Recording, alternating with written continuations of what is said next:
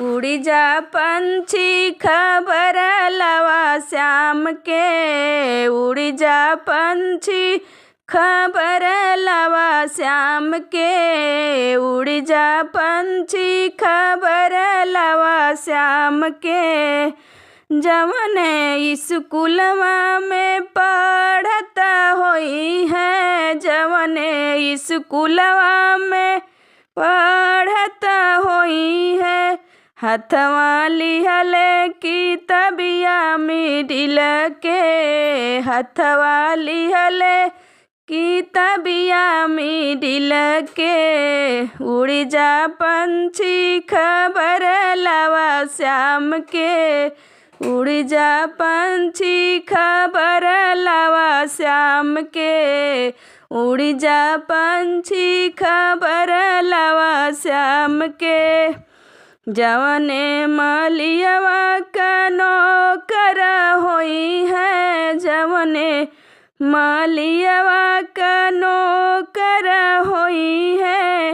हथवा लिहले डलरिया बेल के। हथवा लिहले डलरिया बेल के।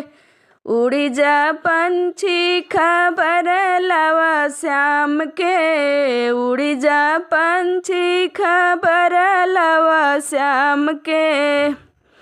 जवने सोनरवा का नौकर होई है। जवने सोनरवा का नौकर होई है।